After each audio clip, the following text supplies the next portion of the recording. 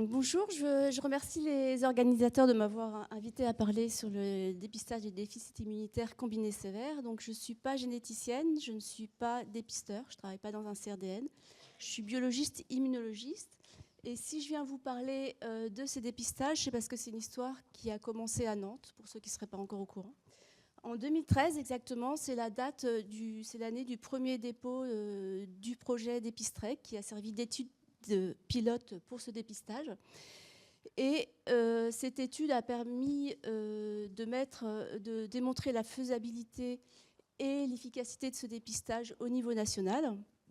Et fort de cette expérience et en attendant l'avis de la HAS pour la mise en place au niveau national de ce dépistage, les équipes de Nantes ont voulu continuer à faire le dépistage des déficits immunitaires combinés sévères dans la région cette fois-ci. Et donc on a monté une autre étude qui est l'étude NeoSkid. Donc depuis la fin 2019 jusqu'au 31 août 2025, on a dépisté dans la région des Pays de la Loire les déficits immunitaires combinés sévères. Donc ces déficits immunitaires combinés sévères, ils font partie d'une grande famille de maladies génétiques qui sont appelées les erreurs innées de l'immunité. Au début des années 2000, il y avait très peu de mutations qui étaient décrites et c'était le nom qui était donné à cette famille, c'était les déficits immunitaires primitifs. Avec l'évolution des techniques de biologie moléculaire, les découvertes de nouveaux mécanismes, le groupe phénotypique clinique a aussi évolué. Et maintenant, on a des phénotypiques cliniques. Il ne marche pas le pointeur, je pense. Mais... Alors, il faut peut-être appuyer au-dessus. Et maintenant, à côté du phénotype clinique classique de la susceptibilité aux infections qu'on rencontre dans les déficits immunitaires, on a des maladies qui ont aussi des phénotypes cliniques d'allergie, d'auto-immunité, d'auto-inflammation et de lymphoprolifération. Donc ces nombres d'erreurs innées de l'immunité, vous voyez, on en découvre de manière croissante tous les ans.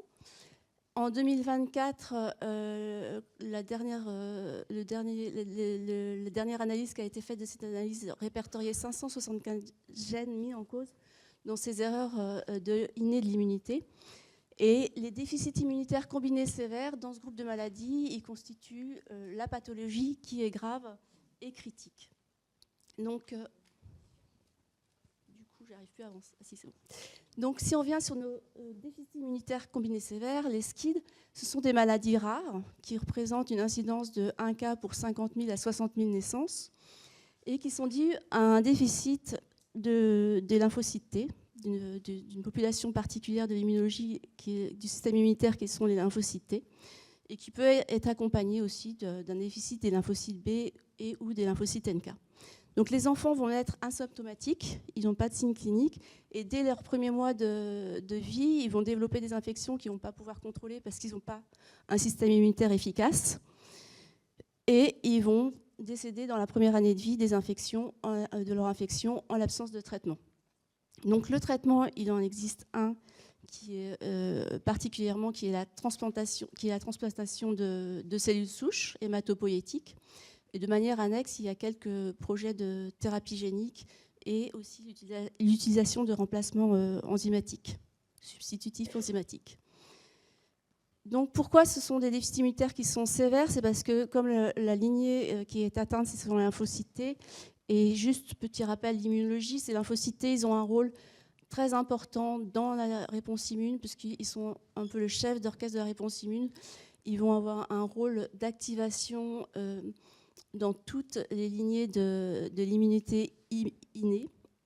Et aussi, ils vont activer les lymphocytes B. Donc, s'il n'y a pas de lymphocytes T, il y a une mauvaise réponse anticorps. Il y a aussi un déficit de l'immunité humorale.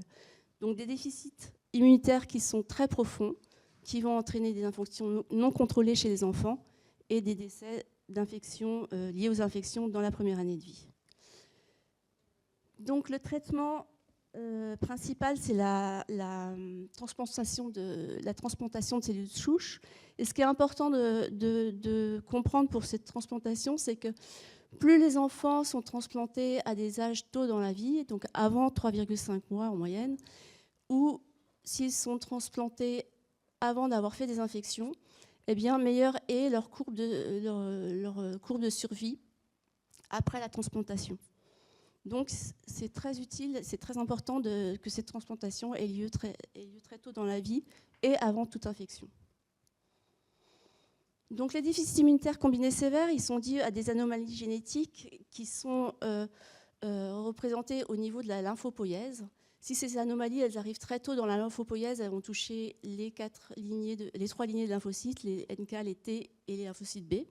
Si elles arrivent un peu plus tard au niveau de la thymopoïèse, il y aura uniquement les lymphocytes T qui seront touchés. Donc, dans un système immunitaire qui fonctionne, à la sortie du thymus, chez un jeune enfant, on a des lymphocytes T naïfs qui sont présents. Et dans les déficits immunitaires combinés sévères, il n'y a pas de lymphocytes T. Donc, ces lymphocytes T naïfs, ils sont particuliers, ils sont naïfs, ils sont aussi dits RTE pour Resentymic Emigrants. Et c'est ceux-là en fait, qu'il faut quantifier pour dépister les déficits immunitaires combinés sévères. Et le marqueur qu'on utilise, qui les représente, c'est les TREC. Donc, on utilise la quantification des TREC par PCR pour dépister ces déficits immunitaires. Donc, ces TREC, c'est pour T-receptor excision circles. Ce sont des petits morceaux d'ADN qui sont produits donc, dans le thymus lors de la thymopoïèse.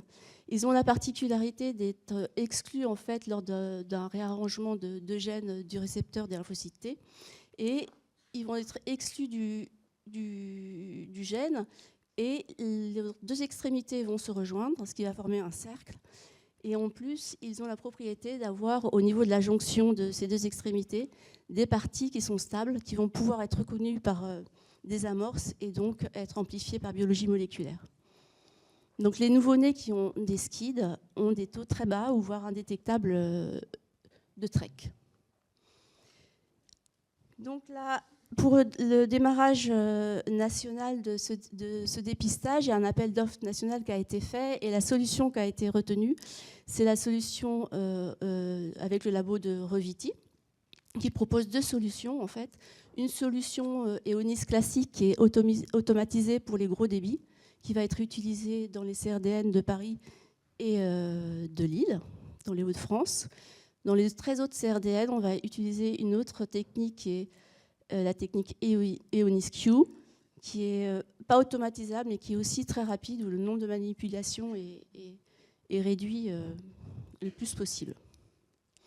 Donc ces techniques, ce kit, il possède, on en a parlé un peu plus tôt, dans les autres topos, il va détecter à la fois les TREC et la détection de la délétion de l'exon 7 du gène SMN1.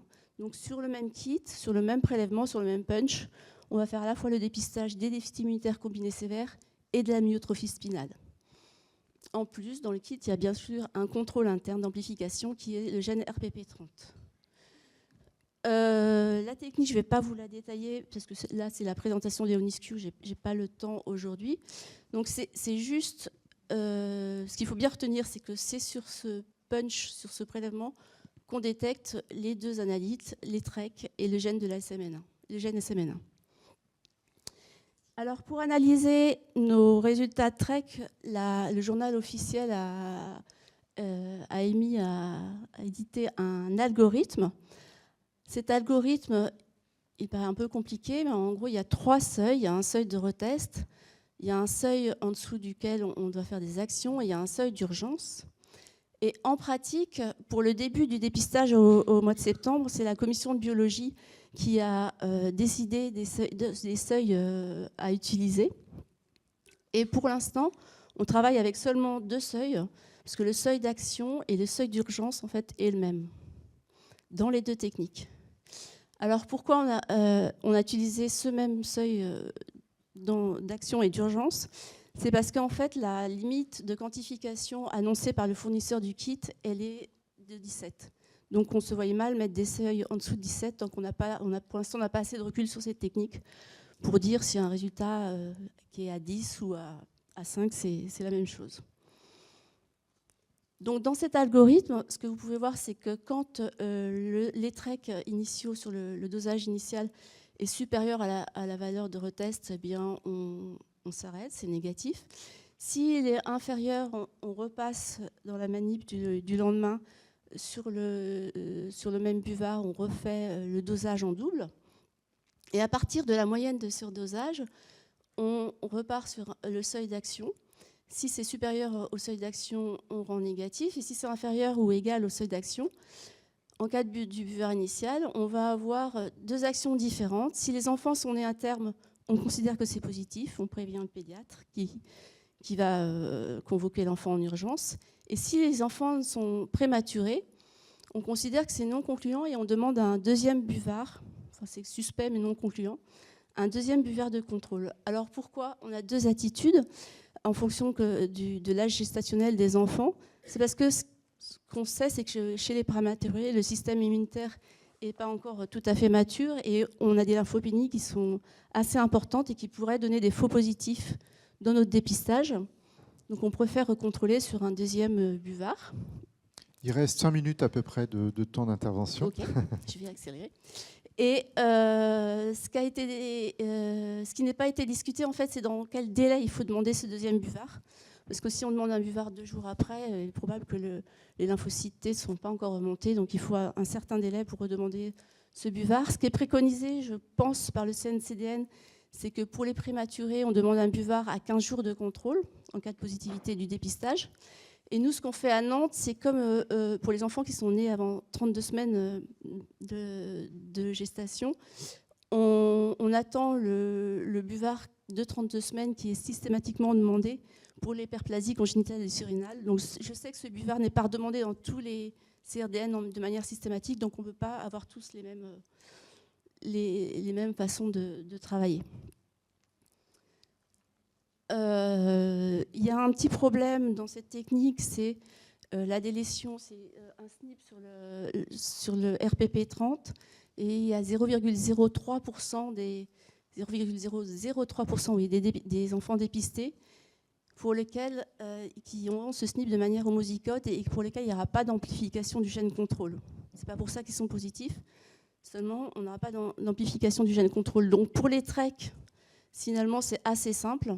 Il n'y a pas de calcul possible du taux de TREC, donc on est obligé de prévenir le pédiatre et on l'informe de la situation. Si sur cet enfant, on n'a pas pu, avec le buvard, faire le dépistage des SCID. Après, le pédiatre va voir l'enfant, il va faire un immunophénotypage et il va utiliser une autre technique pour faire ce dépistage. Pour la SMA, je pense que Marie-Pierre vous en discutera peut-être. Il n'y a pas encore de conduite à tenir pour l'instant qui a été validée. Donc, une fois qu'un pédiatre est prévenu, il va avoir pour un enfant qui est positif, il va voir l'enfant en urgence. Dans un premier temps, il va confirmer le déficit immunitaire en faisant un immunophénotypage des lymphocytes. Si ce diagnostic est confirmé, si ce déficit immunitaire est confirmé, il va isoler l'enfant en secteur protégé, lui donner une prophylaxie anti-infectieuse. Et dans un deuxième temps, il va faire le diagnostic. Donc le diagnostic, c'est un diagnostic génétique. On fait aussi le dosage de certaines enzymes qui peuvent être déficitaires, mais le diagnostic génétique se fait au CEDI, donc au Centre d'études des déficits immunitaires, sur un panel déficit immunitaire NGS qui contenait 552 gènes en 2024, en fait, qui contient tous les gènes qui sont impliqués dans les erreurs innées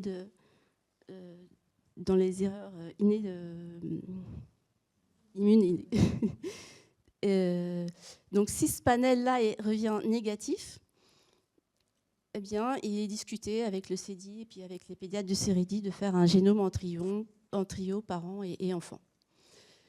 Donc, est-ce qu'il y a des faux positifs? Oui. Les faux positifs techniques, je ne vais pas en parler aujourd'hui. Les faux positifs qui sont des enfants qui ont vraiment un déficit en lymphocytes T mais qui ne sont pas des SCID. Les prématurés, on en a parlé. Et il y a aussi d'autres cas où les enfants vont avoir des lymphocytes T diminués, ils vont être dépistés positifs, mais ce ne sera pas des SCID. Est-ce que c'est grave? Non, parce que ces enfants, ils vont être vus par des pédiatres, ils vont être pris en charge par des pédiatres. Ils vont aussi bénéficier d'une prise en charge au niveau de la prophylaxie et d'un suivi qui va être meilleur. Avant de conclure, je voulais juste vous parler très vite, vous montrer 3 cas. Un premier cas d'une petite fille qui est née en 2020.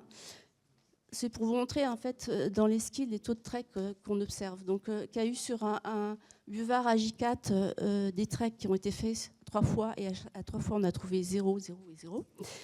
Les treks ont été refaits sur un buvard AJ15 en parallèle de la cytométrie. Et AJ15, on avait 0, 5 et 1 en taux de trek.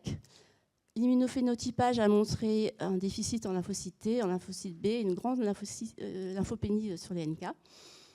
La génétique a montré un déficit en adénosine désaminase et cet enfant a été d'abord soigné par une enzyme recombinante, puis a été greffé. Là, c'est son taux de lymphocyte T CD4. Et vous voyez, avec la greffe, ces lymphocytes T sont remontés et à 5 ans de la greffe, cet enfant se porte bien. Sur la radiographie, on ne voyait pas de thymus. Et un cas numéro 2, c'est un petit garçon qui est né en 2024.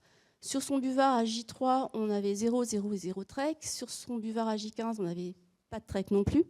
Et la cytométrie montrait une absence totale de lymphocytes T, VDB et lymphocytes NK.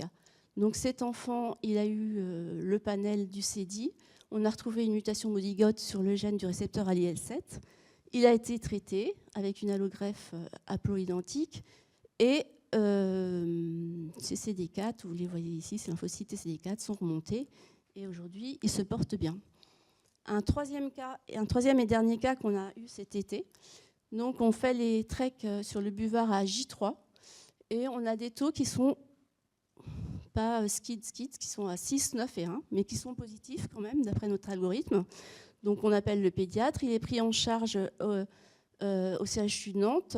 Il n'y a plus de place dans le secteur protégé, donc il est directement envoyé à Necker. À Necker, ils font la cytométrie. Ils retrouvent une lymphopénité très profonde, avec un déficit en CD4 naïve, notamment, et RTE. À la radiographie, il n'a pas de tibus. Donc, le diagnostic qui est retenu, c'est un probable SCID, T-, B+, et NK+. Et quand on fait la puce du CEDI, il n'y a rien qui revient, c'est négatif. Donc ce qu'ont décidé les généticiens du CEDI, c'est de faire le génome en trio. Et sur ce génome en trio, on a eu des résultats il y a quelques jours. Je ne vous l'expliquerai pas parce que je suis incapable de vous expliquer ça, mais ils ont trouvé des variants probablement pathologiques. Tout ça pour vous dire qu'il y a des cas de dépistage qui vont donner un peu plus que beaucoup de travail pour les généticiens du CEDI. Donc pour conclure, ce dépistage néonatal des SCID va permettre de sauver des enfants qui seraient décédés dans la première année de vie d'infection. Et ça va aussi entraîner une évolution des pratiques des pédiatres, surtout, qui sont habitués à voir ces enfants un peu dans l'urgence, déjà polyinfectés. Il faut qu'ils les diagnostiquent, il faut qu'ils retrouvent le diagnostic génétique, il faut qu'ils les transplantent en urgence, il faut qu'ils trouvent un donneur. Et là, ils vont avoir des enfants qui sont jeunes, qui ne sont pas encore infectés. Ils vont pouvoir les mettre en secteur protégé, donc ils vont être un peu plus sereins pour leur prise en charge. Et ça va, le fait aussi de les greffer beaucoup plus tôt dans la vie, avant la survenue d'infection, ça va améliorer l'efficacité de la transplantation. Et puis, ça va aussi changer les pratiques de nos amis et collègues généticiens du CEDI, parce que ça va sûrement leur faire une augmentation de l'activité et sûrement des découvertes de nouvelles anomalies. Merci Marie Rimbert. Je voulais juste vous dire, on parlait des filières maladies rares, donc pour la mise en place de ces dépistages, la filière maladies rares immuno-hémato, la filière Marie, nous a beaucoup aidés. Le CEREDI aussi, qui est le centre de Necker des déficits immunitaires. Vous pouvez aller sur le site de la filière Marie. Ils ont fait 2 petits films qui parlent de la mise en place du dépistage. Donc un film plus pour les professionnels qui dure 10 minutes, qui va vraiment du prélèvement au talon du bébé jusqu'à la génétique. Et puis un film beaucoup plus court pour le public tout venant, où il y a les témoignages des parents de notre cas numéro 2 qu'on a vu tout à l'heure. Voilà. Merci, docteur Rimbert. Une question, parce qu'on a 2 minutes. Ouais, donc la stratégie que vous nous avez exposée là, donc si j'ai bien compris, c'est celle qui est couplée avec SMA. Mais Frédéric Huet nous a dit tout à l'heure que si les parents ne donnaient pas leur consentement pour l'analyse génétique, il y avait une autre technique qui était mise en place. En fait, c'est la même technique, sauf que c'est la même technique exactement, sauf que au départ de la technique, sur le logiciel, sur le thermocycleur, on est obligé d'enlever l'analyte SMN1. Donc on est obligé de les faire de manière séparée. On va voir du côté des internautes, grâce à Paul Rollier, docteur Rollier. Il y en a 3, donc vous me direz si on les fait tous. Approchez un petit peu le micro. Oui, voilà. Ah oui, il faut vraiment. C'est mieux.